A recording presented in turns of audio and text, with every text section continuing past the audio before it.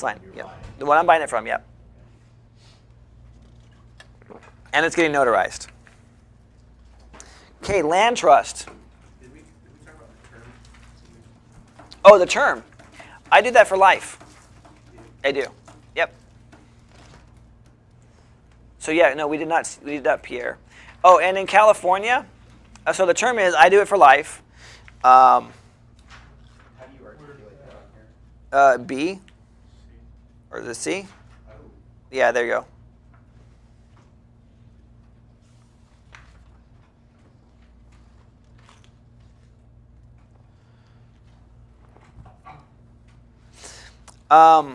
In California, you have to have 2 witnesses as well to have your power of attorney be valid. I can be Be anybody. Yep.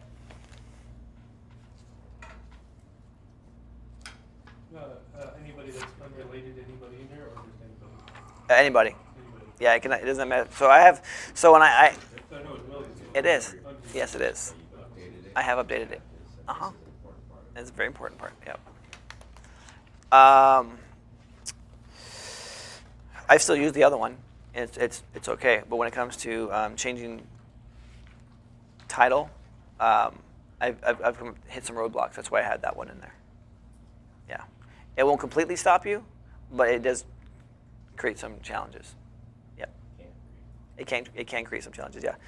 Yeah. So my signature, I have my wife is a notary, or not a notary. My wife is a witness, and then I have my next door neighbor do it. Yeah. Okay. Land trust.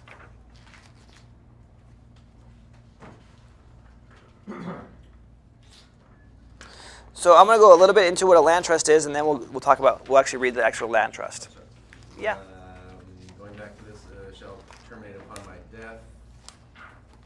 Does that mean once they die, then You're not their agent anymore. you're not their agent? Yeah, You don't need to be their agent. Right. Yeah. So I've been challenged on, well, how do we know this person's dead? I said, provide me a death certificate, and it's not in play anymore. They didn't want to go look for a death certificate, so they accepted my power of attorney.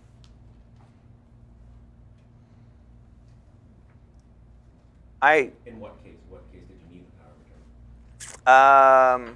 We were signing a deed, and they made the assumption, fair assumption, how do we know if this person's still alive? According to her birth date, she shouldn't be dead, but she should be pushing 80.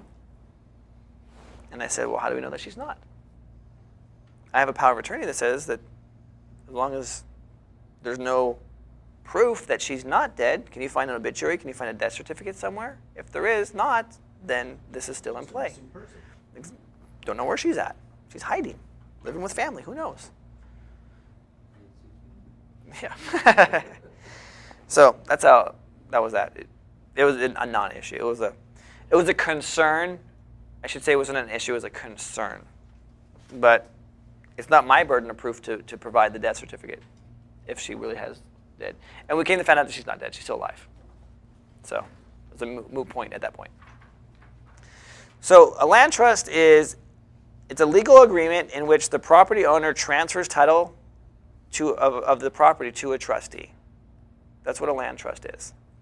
The property owner is typically the beneficiary and directs the trustee in all matters related to the management of the property as outlined in the trust agreement or deed. This is the trust agreement. The property owner also retains all property rights, including the freedom to develop, rent, and sell the property. That's the land trust. Land trust. So the reason for it, is one of the main advantages for this type of trust is that the actual property owner remains completely anonymous. They're hidden from the public eye. In public records, the name of the trust is the holder of the property.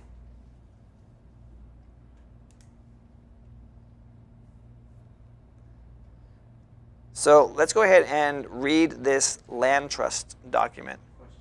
Yes. Does it provide the protections of the corporation as well? Or is It does not. gives you- It's just anonymity. Yep.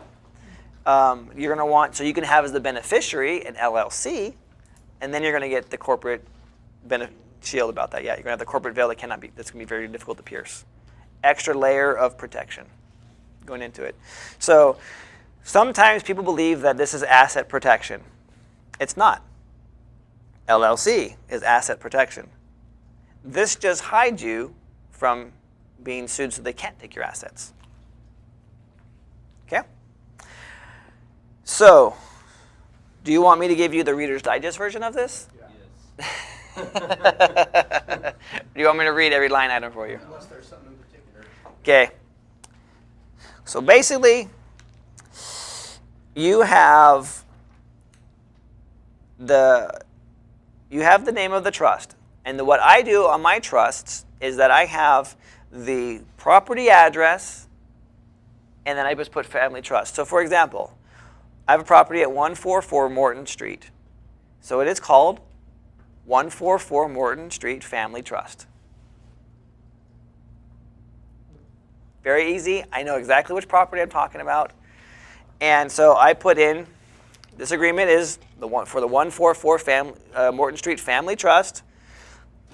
Again, they give the property address, the date is taken out, the seller's first and last names as the grantors, because they're granting this property into the trust, the name of the trustee, their full name and address, so I have that there, and then the trust document. So all I ever do when I show up to a closing is I only show up with, First and the last page. not even the first page, page number 53. This is the only page that needs to be notarized. I have the beneficiaries. So the way I do this is I have the first two beneficiaries as the people who are selling me the property. Why do I do that? I'm going to tell you why. And then I have successor beneficiary as my name and any other beneficiary. So my name would be my name, my wife, my children. Find out they get through without the umbrella of the LLC. They see the first beneficiary is the seller, right? Reason number one. Reason number two. Excuse me, we are the county tax assessors. We see that this property was transferred into a trust and it has a trustee who is not the original owner of the property. We believe that this is actually a property transfer and you owe property taxes on this. Unless you provide me the full trust that shows that you are the beneficiary of this trust, we are going to reassess the property value and have you pay higher taxes and any supplemental taxes that may be included.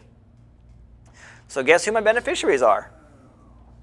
The people that I'm buying the property from. Now I have another document that they go ahead and they relinquish themselves as the beneficiaries of this document. Because this document is not recorded, it's not public record, neither is they're relinquishing themselves as the beneficiaries. So if they hunt you down, you just show them this. Does that relinquish need to be notarized as well? Yes, it is, yeah. So you still have an additional form Yep. to relinquish. So who signs it? This got screwed up in copying it over for you guys, but the beneficiaries will sign it. It'll be notarized. The trustee will sign it. It'll be notarized. So you can do this one of two ways. Beneficiaries are going to be notarized right there on the spot. The trustee, if it's out of state, you're going to have to send it to that person out of state, and they're going to have to get it notarized at that point. Or you can get a power of attorney for your trustee, and you can sign on behalf of that person and get it notarized right then and there on the spot. Trustee being The person who's going to be holding the property in trust. That's important. which is So I have a power of attorney from my trustee. And you're going to see a reason why here in a little bit. who's your trustee? Your attorney? It's just a person that I have in trust. How do you go about finding a trustee? Find someone not related to you or does not have the same last name as you that lives out of state is my recommendation. Like a brother? like a brother. That you really, really trust. Yeah. I mean, you need to really, really trust them, right? Aren't you giving? You're giving them a lot of power, right? Yeah. There are companies that will do it.